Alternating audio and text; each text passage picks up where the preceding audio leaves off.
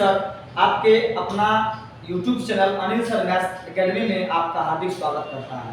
और आज मैं इस वीडियो में बताने जा रहा हूँ सम और विषम संख्याओं के कुछ गुणधर्म के बारे में, जो इनसे पिछले वीडियो में हम लोग सम संख्या और विषम संख्या का परिभाषा पढ़ लिए हैं। उसी के आधार पर कुछ गुणधर्म हम लोग जानेंगे कि some properties of even number and odd numbers. तो सम और विषम संख्याओं के कुछ गुणधर्म है, कुछ प्रॉपर्टी है जो हम लोग जानेंगे। जैसे दो सम संख्याओं का योगफल हमेशा जो है क्या होता है, सम संख्या होता है। यानी दो सम संख्याओं को जब हम लोग जोड़ेंगे उनसे जो योगफल प्राप्त होगा, सम प्राप्त होगा, टोटल प्राप्त जो होगा वो हमेशा क्या होगा, आपका सम संख्या होगा। जैसे मान लीजिए दो सम संख्या है और उसमें फिर चार जोड़ दें, क्या हो गया आपका 6 हो गया। आपका 6 क्या हो गया, आपका सम संख्या है। जैसे आप ले लीजिए कोई संख्या 10 ले लीजिए सम संख्या, उसमें हम लोग 18 जोड़ देंगे तो क्या हो गया 28 हो गया। इसका क्या मतलब हो गया, सॉरी 28 हो गया, कितना हो गया 28 हो गया। कोई और आप 50 ले लीजिए, 50 सम संख्या है और हम लोग जानते हैं कि सम संख्या किसे कहते हैं, तो वह संख्या जो 2 से पूर्णतः विभाजित हो। तो 2 से पूर्णतः सब कट जाएगा। 50 में यदि मान लीजिए आप 52 ले लीजिए, दोनों को जोड़े कितना 102 हो गया। तो जो आपको टोटल प्राप्त हो रहा है, दो सम संख्याओं को जोड़ने पर जो टोटल कुल प्राप्त हो रहा है वो आपका क्या है, सम संख्या है। इसलिए हम लोग कह सकते हैं कि दो सम संख्याओं का योगफल हमेशा यानी सदैव सम संख्या होता है। उनके बाद हम लोग अब पढ़ेंगे दो विषम संख्याओं का योगफल हमेशा विषम संख्या होती है। अब दो सम का पढ़ लिए, अब पढ़ेंगे दो जो है आपका ये विषम संख्या का योगफल विषम होता है या नहीं होता है। एक आपको पता है विषम है, उसी में आपको 3 भी पता है विषम है। 1 और 3 को जोड़ेंगे, सॉरी हाँ 1 और 3 को जोड़ेंगे तो क्या होगा आपका 4 हो गया ना। तो दो विषम संख्या का योगफल हमेशा क्या होगा, सम संख्या होगा।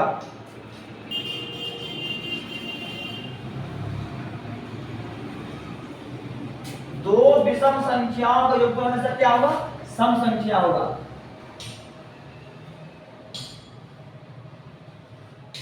दो विषम संख्याओं का योगफल सदैव सम संख्या होगा। जैसे मान लीजिए कि विषम संख्या एगो ले लीजिए आप 5, उसमें जोड़ दीजिए 7, 7 5 12। जैसे में आप ले लीजिए 15 और प्लस 17, 7 5 12 का 2 हाथ में 1 2 3 32।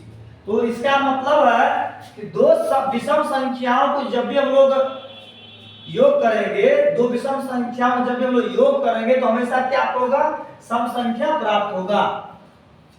और उनके बाद हम लोग पढ़ेंगे दो सम संख्याओं का गुना करेंगे तो हमेशा क्या होगा, सम संख्या होगा। गुना कीजिए आप, दो सम संख्या 2 और 4 को गुना करते हैं तो 8 होगा। जो 8 आपका क्या सम संख्या है। 4 गुना 10 करेंगे तो 40 होगा, जो सम संख्या है। आप कोई ले लीजिए, जैसे मान लीजिए 20 है और उसमें आप 10 से गुना कर दीजिए तो 200 हो गया। यानी दो सम संख्याओं का गुना करेंगे तो क्या होगा, सम संख्या होगा। दो संख्याओं को गुना करेंगे तो सम होगा, दो संख्या गुना करेंगे तो क्या होगा, सम होगा।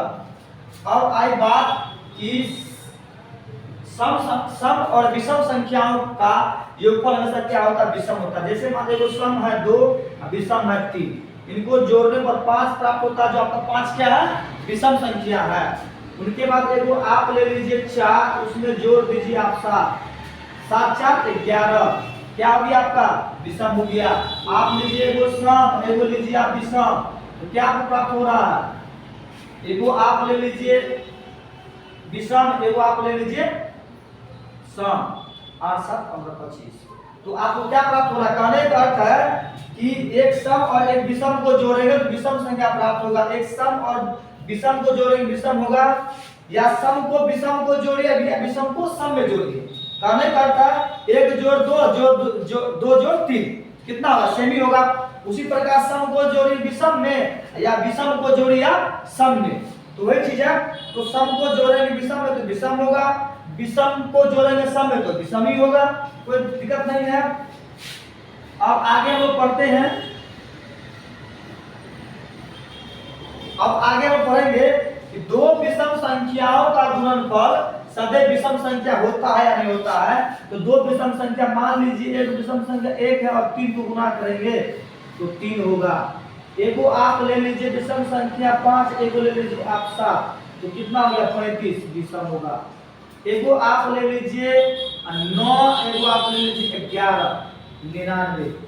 एक को आप ले लीजिए 15, एक को आप ले लीजिए 7, 105। तो कहने का अर्थ क्या हो गया कि दो विषम संख्याओं का गुणनफल क्या होगा, विषम संख्या होगा। दो विषम संख्याओं का गुणनफल सदैव क्या होगा, विषम संख्या होगा। इतना आप लोग समझ गए होंगे कि दो सम संख्याओं का योगफल सदैव सम संख्या होती है, दो विषम संख्याओं का योगफल सदैव सम संख्या होती है, दो सम संख्याओं का गुणनफल सदैव या हमेशा सम संख्या होती है। सम और विषम या विषम और सम, यानी सम ले लेंगे या विषम ले लेंगे या विषम या सम ले लेंगे, तो दोनों संख्याओं का जब टोटल करेंगे, योग करेंगे तो विषम ही होगा। और पांचवा है दो विषम संख्याओं का गुणनफल हमेशा विषम संख्या ही होता है। और एक हम लोग और पढ़ेंगे, एक हम लोग और पढ़ लेंगे इसमें कि एक सम और विषम का जब लोग गुणनफल करेंगे, यानी एक सम और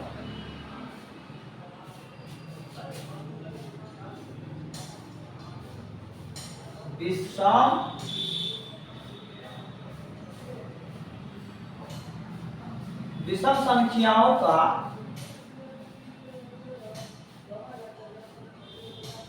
गुणनफल, सम और विषम संख्याओं का गुणनफल सदैव यानी हमेशा, सदैव क्या होगा, एक सम और एक विषम करेंगे तो उसका गुणनफल हमेशा क्या होगा, विषम संख्या होगा। विषम संख्या होती है, एक सम और एक विषम संख्या का गुना करेंगे, यानी एक आपको सम संख्या ले लीजिए, एक आप विषम संख्या ले लीजिए, इससे क्या होगा, गुना करो, एक सम और एक विषम लेंगे, एक सम और विषम लेंगे उससे क्या होगा, सम संख्या होगा।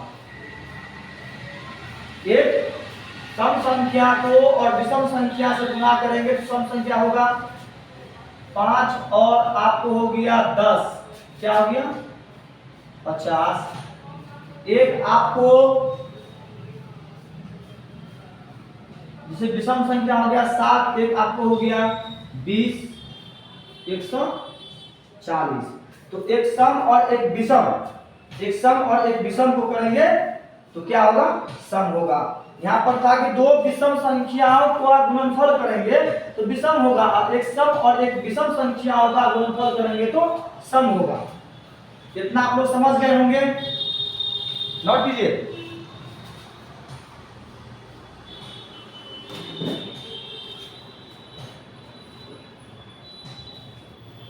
सम और विषम संख्याओं का गुणनफल सदैव क्या होता है, सम संख्या होता है। ये सम और विषम संख्याओं के कुछ गुणधर्म है जो आप सब समझ गए होंगे, और इनसे कुछ इसी सम और विषम संख्याओं के अगला वीडियो में हम लोग कुछ शॉर्ट तरीके से याद करने का जो तरीका होता है वो हम बताएंगे। जय हिंद, जय भारत।